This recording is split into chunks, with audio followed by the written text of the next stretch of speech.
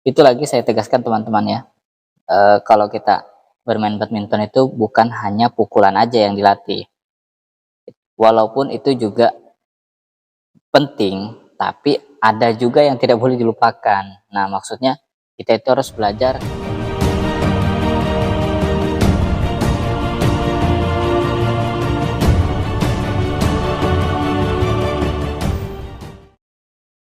Assalamualaikum warahmatullahi wabarakatuh. Jadi pada kesempatan kali ini saya akan kasih tahu kalian tentang 5 hal yang harus kita latih selain teknik pukulan dalam bermain bulu tangkis. Nah, kebanyakan itu kita kan kalau sudah main bulu tangkis, kita itu latihannya teknik-teknik pukulannya.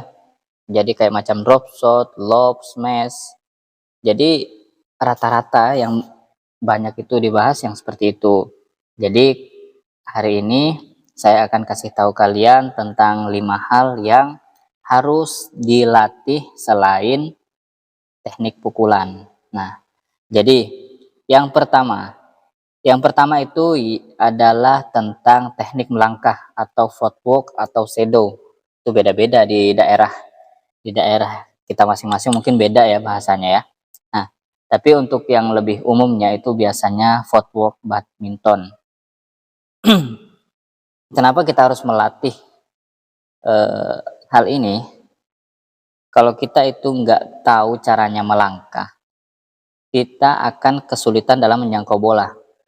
Kita lebih menguras tenaga, terus rawan cedera, itu juga sangat mempengaruhi dalam permainan. Nah, jadi untuk teman-teman pemula mungkin banyak yang belajar itu teknik pukulannya, tapi cara melangkahnya masih kurang. Jadi jangan sampai ditinggalkan juga tentang melangkah dalam bermain bulu tangkis.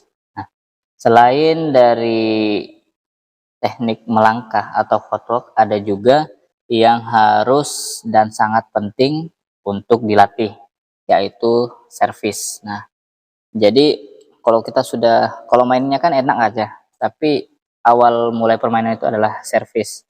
Jadi servis itu ada dua, ada servis tunggal, ada servis ganda, ada servis forehand, ada servis backhand, macam gitu.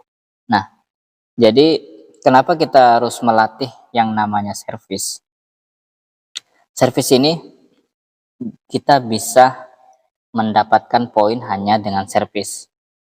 Nah, itu servis juga bisa memudahkan kita dalam eh, mendapatkan poin. Jadi kalau servis kita sudah bagus, tidak sering nyangkut, tidak tanggung, kita itu lebih enak mengarahkannya juga nanti kalau kita sering berlatih.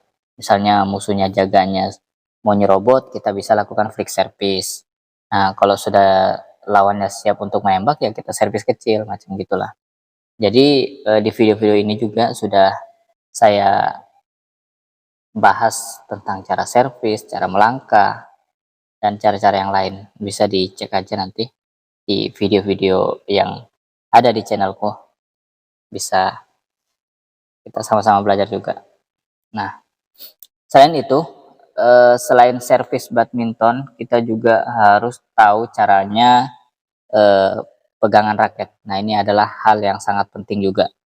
Jadi percuma kita tahu cara mukul lob, mukul drop shot, tapi pegangan kita yang enggak tepat. Nah, kalau sudah pegangannya enggak tepat, pukulan kita bisa tidak akurat. Macam kayak smash. Smash itu kalau kita nggak tahu cara pegangannya, smash itu kita kadang nggak mau turun. Kenapa seperti itu? Karena pegangannya yang salah. Kita mungkin masih megang kayak macam yang sering dibahas itu, pegangannya masih kayak pegangan pukul bantal. Jadi begini mukulnya. Nah, mukul begini, nyangkut di sini. Nah, nyangkut di pergelangan tangan. Ini santai aja kita ngobrolnya ya. Nah, megangnya begini, ini bisa mencederai tangan kalau sudah kita mukulnya kuat terus nyangkut di sini. Jadi ada yang macam salaman cara anunya itu kan, sudah cara memegang raket, sudah dibahas juga sih. Terus kalau kita untuk memaksimalkannya, kita kalau pegang di depan sini untuk melakukan adu drive atau netting. Terus untuk yang di tengah-tengah kita untuk bisa melakukan smash atau apa gitu. Nanti ada fungsinya masing-masing. Di video ini juga sudah di channelku ini sudah saya bahas juga tentang hal-hal yang kayak gitu. Cara pegang yang di depan ini fungsinya apa, pegang yang di tengah ini fungsinya apa, terus pegangan yang di belakang ini fungsinya apa. Nah, jadi dicek aja, di scroll, dilihat aja judulnya atau thumbnailnya, di situ sudah saya jelaskan juga tentang cara pegang raket yang benar. Nah, ada juga hal-hal yang harus kita pelajari selain beberapa hal yang tadi, kemudian selain teknik-teknik pukulan. Nah, apa itu? Yaitu adalah cara mengalahkan lawan, maksudnya macam strategi. Jadi di video saya itu sudah ada juga tentang 4 strategi yang bisa digunakan dalam bermain badminton. Nah, kalau yang video saya itu sudah jelaskan teknik menyerang, teknik bertahan, teknik kombinasi, terus teknik all around. Jadi macam ada kayak gitulah dibahas. Nanti lengkapnya ya di video itu. Nah, kenapa kita harus mempelajari strategi ini? Karena kita kalau hanya turun bermain asal mukul-mukul-mukul, kita yang bisa kewalahan lawan orang yang sudah pakai otak mainnya. Kita masih pakai tenaga, kita nggak tahu cara mematikan bola. Kita hanya memukul dengan kuat, hanya mengangkatkan bola. Kita nggak tahu arah-arah bola itu harus ditempatkan di mana. Nah, jadi kalau kita itu sudah latihan strategi dalam bermain bulu tangkis, kita bisa mengatur tempo permainan, kita bisa mengatur bola agar tidak sulit kita jangkau, tidak sulit untuk kita lakukan serangan-serangan. Nah, apalagi kalau ganda kita nggak tahu strateginya, itu sangat rawan karena sering tabrakan, sering pukulan raket, malahan kayak teman-teman saya ada juga yang dipukul sampai kena badan, kena kepala. Yaitu karena dia tidak tahu strategi apa yang harus dilakukan kalau bolanya ke sini, bolanya ke sini ya. Jadi bukan hanya lakukan belajarnya itu, maksudnya bukan itu aja ya, yang bukan teknik-teknik mukul aja. Walaupun itu juga penting, tapi kita harus mempelajari lagi hal-hal yang saya bahas ini. Nah, ada lagi yang kelima. Tadi kan 5 hal yang harus kita pelajari selain teknik memukul. Nah, memukul badminton gitu kan. Jadi yang terakhir ini, yang kelima itu adalah kita harus bisa latihan fisik. Nah, karena fisik ini sangat penting. Fisik, stamina itu penting dalam pertandingan. Masa kita cuman main itu setengah set? Kan nggak mungkin. Pertandingan itu kan ada 2 set. Nah, masa kita sudah main capek, belum selesai poin sampai 21 sudah loyo, sudah nggak bisa lakukan bola dengan akurat, tidak bisa memukul bola dengan kuat, tidak bisa menjangkau bola-bola walaupun sudah dekat. Itu karena pengaruh fisik kita lemah. Nah, itu lagi saya tegaskan teman-teman ya, kalau kita bermain badminton itu bukan hanya pukulan aja yang dilatih, walaupun itu juga penting, tapi ada juga yang tidak boleh dilupakan.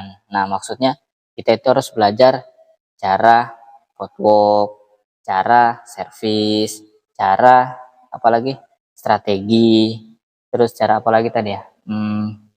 Cara megang. Nah, habis itu ada juga cara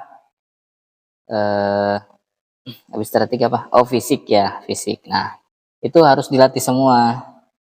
Nah, jadi saya hanya takutkan teman-teman yang baru suka dengan bulu tangkis, dia sudah belajar teknik-teknik yang lain-lain, sedangkan dia tidak mempersiapkan dirinya dia untuk bisa melakukan teknik tersebut. Jadi bisa dibilang percuma kalau kita belajar nyemes sekuat tenaga, kita nggak tahu teknik megangnya macam gitu, kita nggak tahu cara melangkahnya untuk menjemput bola, percuma gitu. Nah, kita punya power tapi tidak tahu hal-hal yang saya bahas tadi. Oke, jadi itu aja pembahasan kali ini. Saya ucapkan terima kasih juga teman-teman yang sudah mensupport channel saya. Alhamdulillah channel saya sudah sampai 1.500 subscriber dan itu sudah memenuhi syarat dan juga sudah monet ya. Nah, semoga kita semua selalu diberi kesehatan, kesuksesan yang kita inginkan gitu ya. Oke, eee, itu aja ya untuk video kali ini. Mungkin nanti teman-teman bisa tanya-tanya lagi di kolom komentar, silahkan. Kalau memang video ini bermanfaat, di-share dan di-subscribe, minta tolong lagi gitu. Oke, itu aja pembahasan kali ini. Saya akhiri. Assalamualaikum warahmatullahi wabarakatuh.